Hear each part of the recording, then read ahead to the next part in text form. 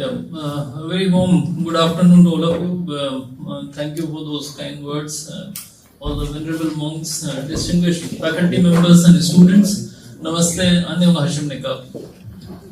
I am really delighted to be present here at Dongguk University, the leading Korean university on Buddhist studies. Founded by Jogye order in 1906.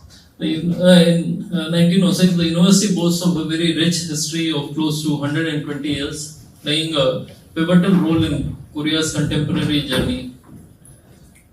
Though the university provides instruction in several disciplines, including STEM areas, the underlying philosophy is based on its three pillars, focusing on Buddhism, ethnicity, and history, and how universal values of Buddhism can help contribute to Korea's development.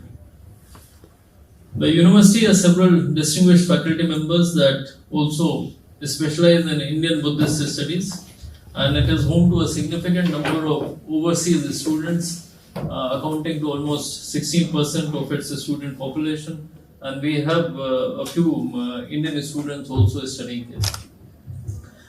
Today I will be sharing my thoughts on the role of Buddhism and cultural exchanges in strengthening India-Korea relations. Part of my remarks will be devoted to the story of Buddhism and how it is spread to different parts of Asia with focus on Korea. And then I come to the contemporary relations, again focusing on Buddhism and cultural exchanges. Now in India, there is a deep reverence for the teachings and philosophy of Lord Buddha. We are deeply proud of our Buddhist heritage and the fact that it was from India that Gautam Buddha gave the word, the tenets of Buddhism. There was also a time when India was a major center for Buddhist studies, with several dedicated institutions to which scholars from across the world flocked to India to delve into Buddhist philosophy and thought.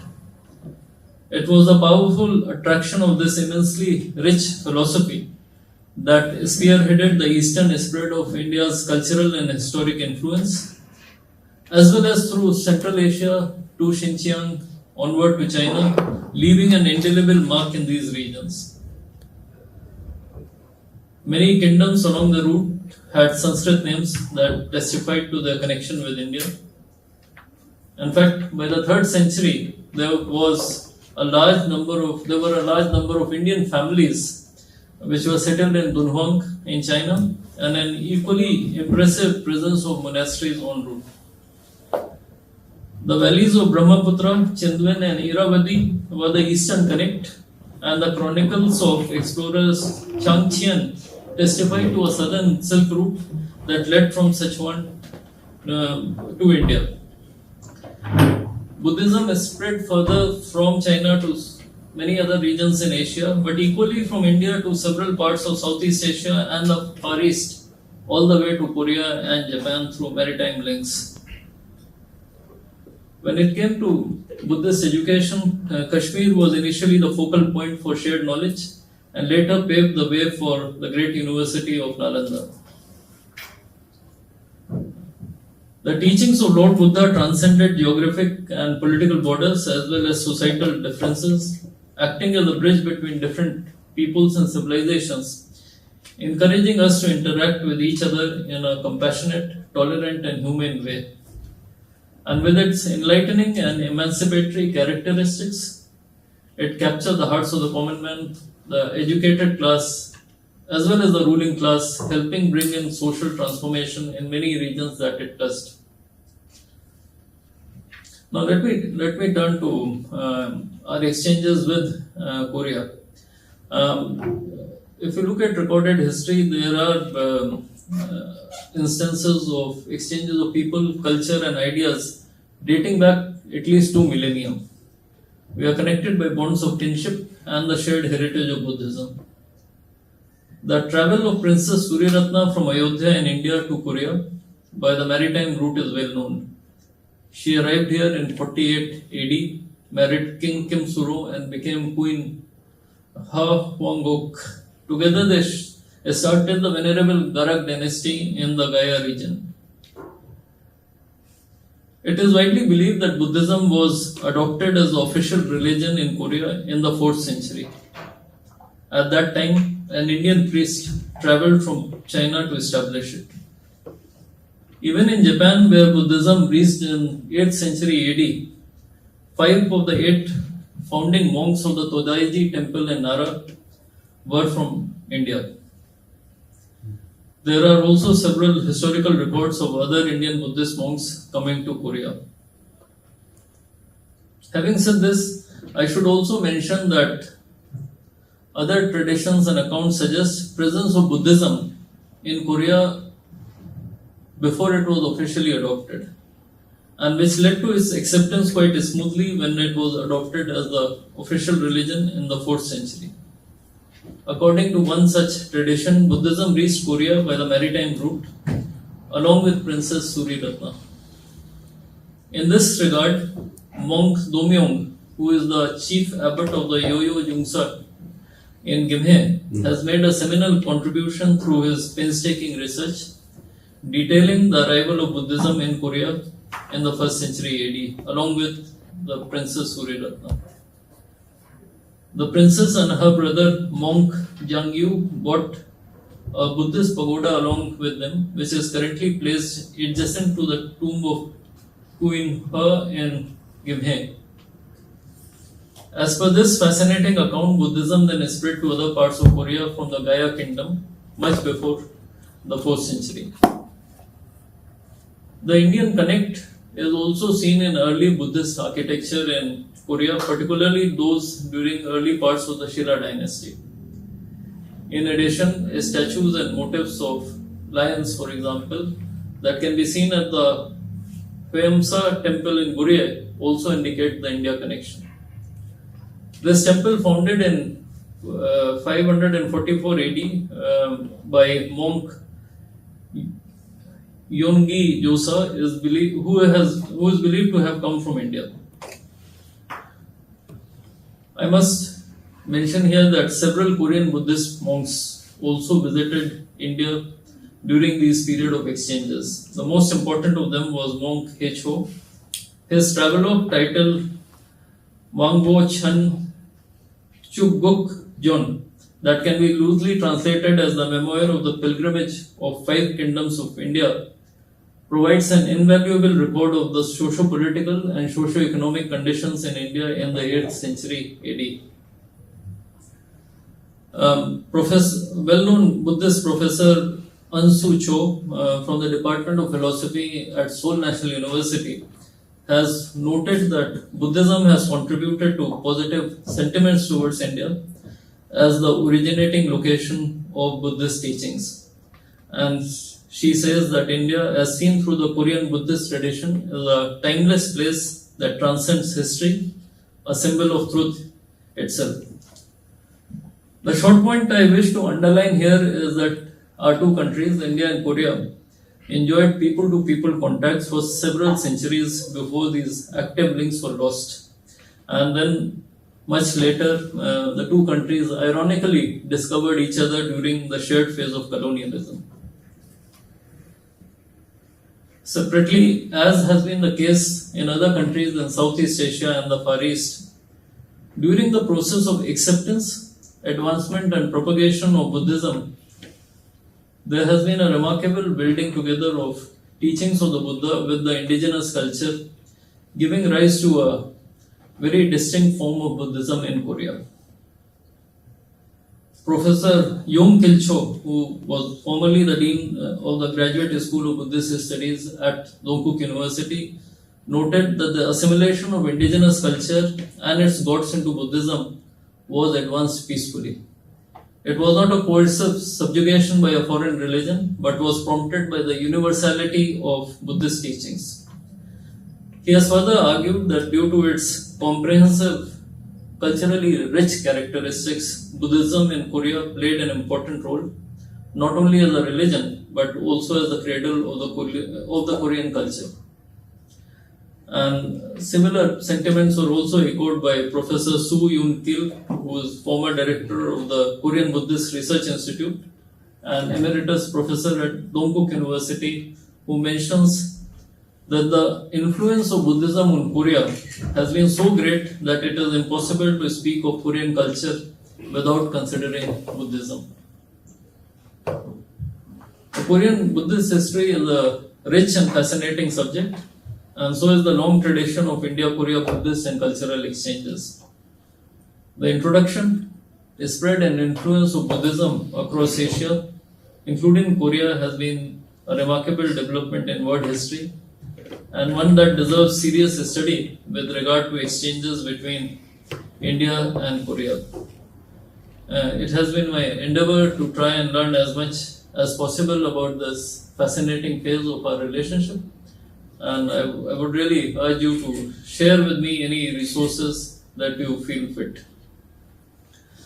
Let me now turn to contemporary exchanges, and I would really focus what has happened in the last 10 years. Our countries, of course, as I mentioned, rediscovered each other during the shared phase of colonialism. India made a significant contribution, a humanitarian contribution during the Korean War. We established diplomatic relations in 1973. But in recent years, particularly since India and the Republic of Korea established a special strategic partnership, there has been a more focused effort on both sides to promote better understanding of each other's country. Enhancing people-to-people exchanges is a key priority because we believe that this would lead to a more sustainable and resilient partnership. Both sides have explored more Buddhist exchanges as well as cultural, higher education and tourism exchanges for this purpose. So in March 2014, the Indian Prime Minister presented a sapling from the sacred Bodhi tree to the Korean President as a special gesture of friendship. In February 2019, during the visit of Prime Minister Modi, a Bodhi tree sapling was gifted to the mayor of Gimhae. I'm very happy to note that both these trees are thriving in their new homes today in Korea. In 2021, a statue of Lord Buddha was gifted by the government of India to the Tongdosa in Korea. I have had the privilege to visit Tongdosa as well as to see this statue of Lord Buddha. And I'm sure most of you would have been to Tongdosa, but those who have not yet visited the temple, I would strongly recommend that you visit. It is set in very picturesque surroundings, and you must also see this Indian statue. Now, this temple has a very special connection with India as it was built by monks who had traveled to India and became Lord Buddha's disciples. The location of the temple near Mount Yongchuk was chosen because it resembles the shape of the Rajagriha mountain ranges where Lord Buddha imparted his Dhamma to his disciples. Senior members of the Yogya order at Tongdosa have mentioned to me an interesting story about this statue from India. This statue, which is made from black granite, was supposed to be painted in golden color on arrival in Korea. However, when the statue was opened here, it had such a calming and serene effect that the priests at the Tongdosa temple decided to keep it in its original form, and today it has become a huge draw for both Korean Buddhist pilgrims as well as tourists. Professor Huang has briefly mentioned about the Yogya order delegation to India, and we were indeed really fortunate to have the opportunity to welcome a delegation of more than 100 senior Buddhist monks from the Yogya order in February-March period last year. They successfully completed a 43-day long walking pilgrimage of close to 1200 kilometers, covering major sites related to the life of Lord Buddha in the states of Uttar Pradesh and Bihar in India. The embassy had worked with Yogya order and the concerned government departments in India to extend all necessary facilitation to these Buddhist monks. On a personal note, I had the privilege to meet them in Lucknow, where the Chief Minister UP had posted them for a reception at the conclusion of their walking pilgrimage. Earlier this year, we were happy to support the organization of a special exhibition on Indian Buddhist art at the National Museum of Korea in February-March period to mark the 50th anniversary of India-Korea diplomatic relations.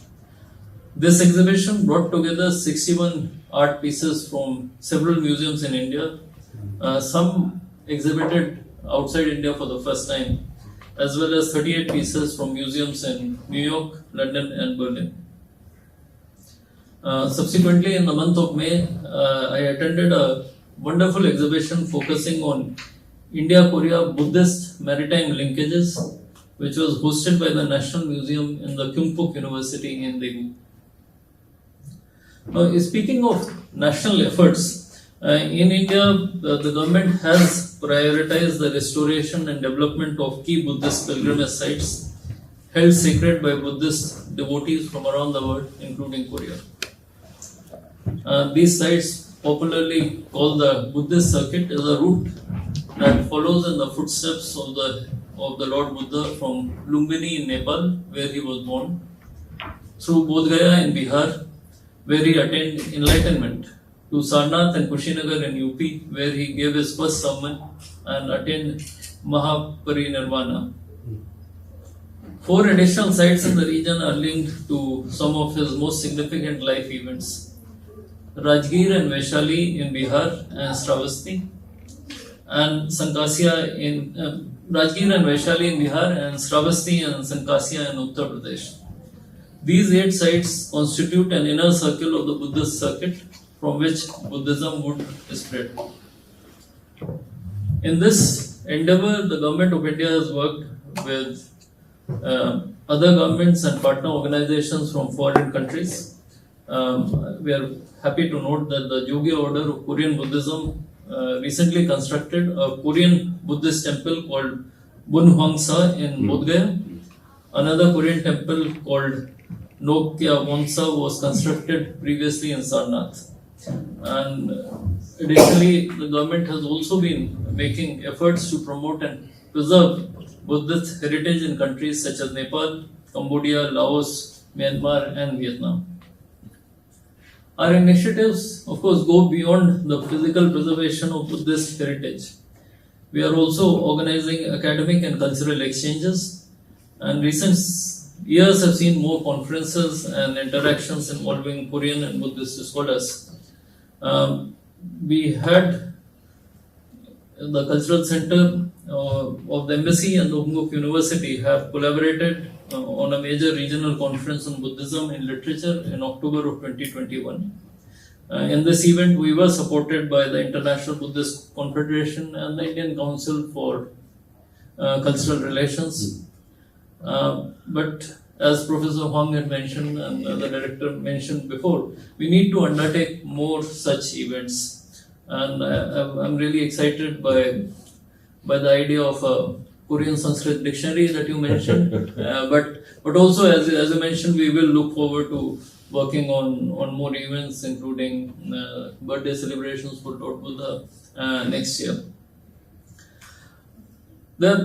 I think apart from these facts, I think at one level, these exchanges are very important because the traditional culture is today facing onslaught of Western materialism and consumerism.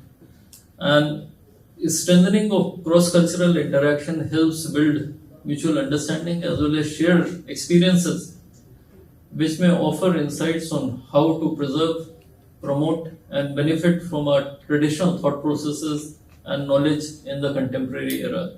This is something which is very important, and the Prime Minister actually at the recent celebration of the International Abhidhamma Divas on 17th of October underlined the relevance of Lord Buddha's legacy, adding that by understanding and promoting his legacy, India is reinventing its culture and civilization.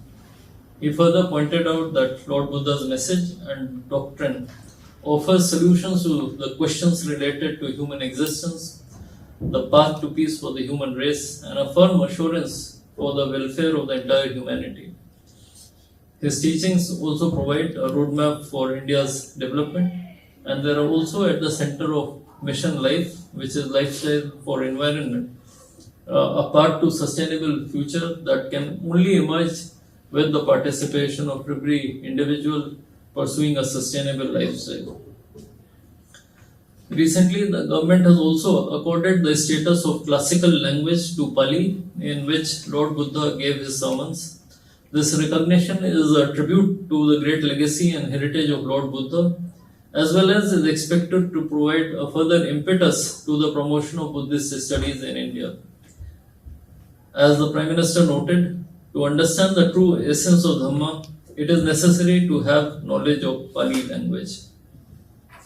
I'll just say a few words about our other facets of cultural cooperation, and since I am at a university, let me begin with education cooperation. In the recent past, Dongguk University has signed an MOU with Gautam Buddha University in Greater Noida in 2022. Last year, it signed an MOU on Buddhist studies with Nalanda University, with which it also organized a conference on Buddhist studies. And I do hope that you will have a very fruitful MOU with the Sanchi University when you visit India later this year. While on this subject, I would also like to mention that the Government of India came out with a comprehensive new education policy in 2020, covering all facets of education and all levels, including university education.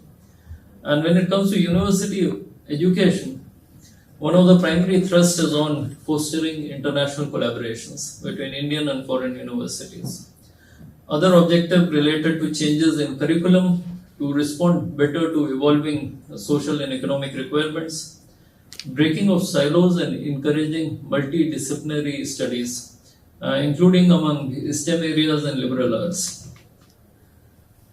The government has also instituted a number of mechanisms to foster both faculty and student exchanges. All universities are now expected to have a full-fledged international affairs office, both for overseas collaboration, but to also cater to the well-being of foreign students on their campuses. The new education policy had recommended setting up of an overarching body to promote high-level strategic direction for research, innovation, and entrepreneurship.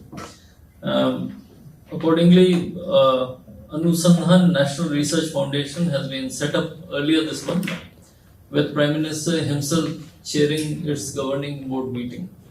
A budgetary allocation of $6 billion has been allocated for this purpose. The embassy has been in touch with several universities in Korea, including Dongguk University, to explore university linkages and exchanges.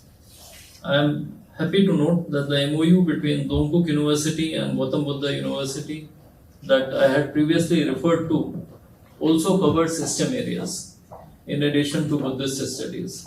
So I do look forward to more academic exchanges between universities in India and Korea.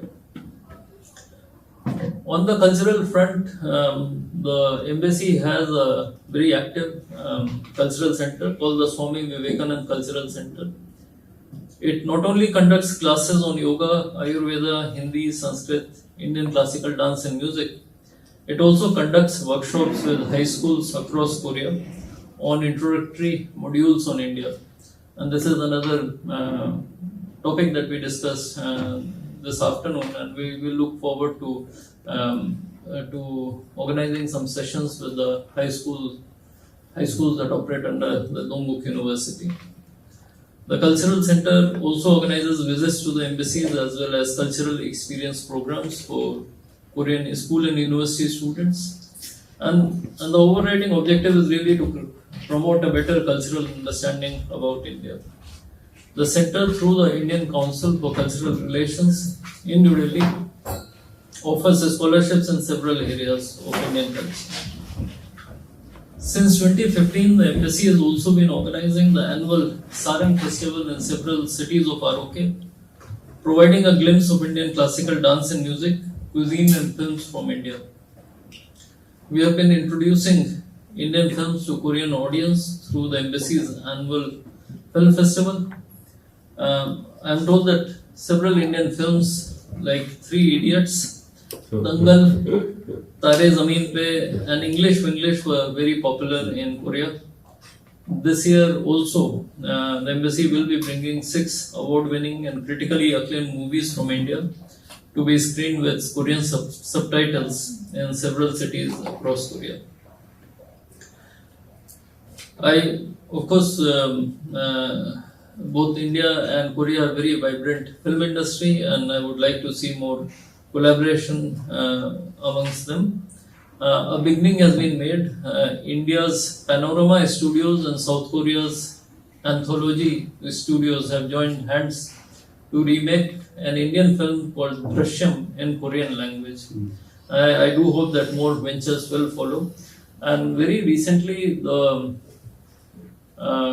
Korean Cultural Content Center has concluded a couple of MOUs between Indian and Korean companies to produce 2 animation series. This will be a joint production.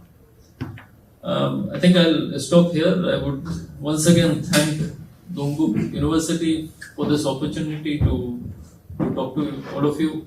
I thank them for their contributions in deepening India-Korea exchanges and for being a valuable bridge not only for Buddhist studies but also for wider academic and cultural collaborations. We look forward to continued cooperation with Dongguk University on new initiatives to further cement our relations. Thank you for your attention. I look forward to responding to any questions that you may have. Dhanyavad. Kamsahamnida. So questions are only English available, so is there any question?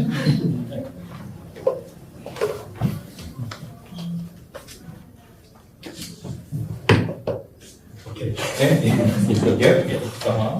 Please. Okay, my name is Che. Yes. Okay, there are lots of students here. So, would you? Is there any advice you can give to students who study here for the development of Buddhist studies or development of studies in Indian philosophy or cultural exchange between Korea and India? No, I don't have any ready advice to offer in this, but I think I can mention this, that as an embassy we are here to support deeper academic collaboration and exchanges, and we'll be happy to work with the university and the department of with the College of Buddhist Studies to see what types of collaborative opportunities can occur. As I mentioned in my remarks, there is a renewed focus on promotion of Buddhist studies, and the reason for that is what Prime Minister himself mentioned, because it is offering fresh perspectives into our own past and the lessons it offers for the future.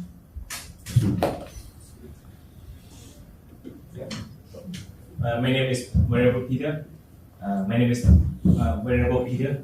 I actually admire the concept of harmonies in India, because, like, for example, in the area in Varanasi, all the religions actually living together in harmony. For example, could you please share the ideas about how to live in harmony among all religions in India for us? Because in some area of the world, they fight because of the religious. Yeah.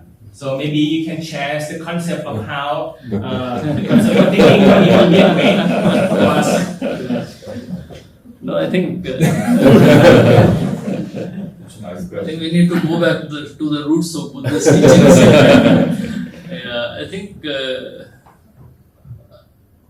I think sometimes it's not religion per se. I'm treading into a bit of a slippery conversation here. But I think when you look at conflicts around the world, it's often less has to do with religion, but due to role of individuals and to role of people in the positions of power, and religions becomes a vehicle to perhaps deal with it. But I can refer to what Swami Vivekananda said in his landmark speech at the Parliament of Religions in Chicago in 1893. And basically he said that the path towards the salvation or your ultimate objective of attaining the truth, there can be many ways to reach it. And I think when one gets into a situation where you say only my way of doing things is the right way of doing things, then conflicts arise. And fundamentally, I think at their heart, all religions are trying to provide a path for to improving the self and betterment of societies. But again, there could be different ways of reaching that end goal. So I think I'll leave it at that.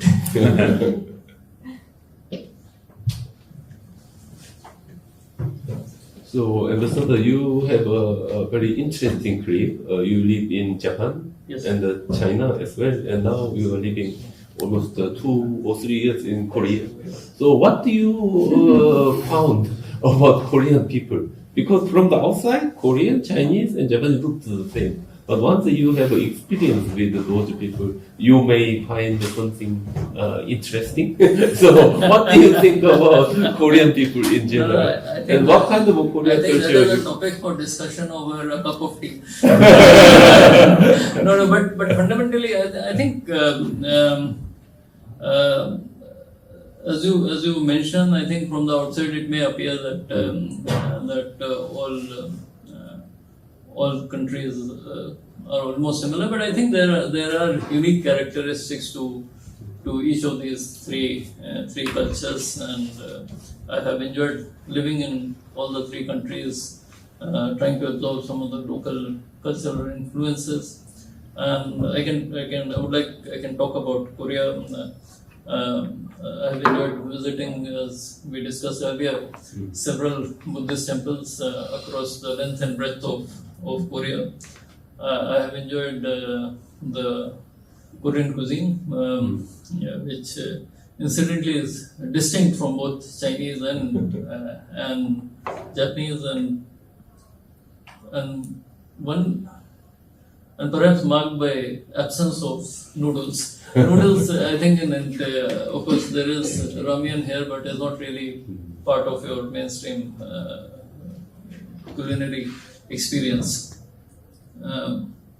In a manner that you find in Korea, you find in China and Japan. I also have been very impressed by how Korea has managed to blend in traditional architecture with the demands of the modern architecture. I know that there is always tension, but the way you have integrated, for example, Jugyesa temple in the heart of the city, or Bunguensa again in the heart of the city, is something from which others can draw lessons from. And then we have the huge wave, the Korean Hallyu, from drama to pop culture and other. I think these are all interesting phenomena to understand and gain a deeper understanding into the Korean society. Yes. Yeah, Mr. Ambassador, I just look at your biography on the Indian Embassy homepage, Yes. and you studied at IIT.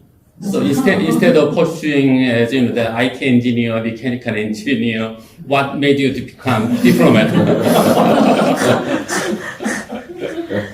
I think I'm building bridges of friendship. So, no, I think that's a very long story as to why I shifted from engineering into diplomacy. But I have enjoyed my time as a diplomat, traveling to different parts of the world, advancing India's national interests and forging partnerships. But I have also, I think, come to believe that many things in our life are perhaps destined, or maybe you do not have full control of whatever happens in your life. So maybe my shift from engineering to diplomacy was one such episode. Thank you for your lecture. I'm a PhD student here at Yes. Google. And I was wondering, you mentioned the first two Korean Buddhist temples open in India. Do you have any news about how they're doing there, or are they? I was just wondering, are they accessible to like Indian people on a personal level in their daily life? No, just to give you an idea, I think part of the reason we promoted this idea of temples was for tourists from those places to, because very often Buddhist tourists, when they came to India, they would spend longer durations in India, and for them to have a sense of belonging and comfort. Insofar as I'm aware, these temples are also open to Indian public, and I'm sure when Professor Wang goes to India this November, he'll find out how the temple is doing. But the temple in Sarnath, I'm aware is functioning very well. This was more recently constructed, and it has, apart from the temple, there is I think provision for accommodation and some Korean food and so on. But it also, I think, it also runs a small basic medical dispensary for Indians who are living in that area. So it's something which is seen as a useful addition to the community.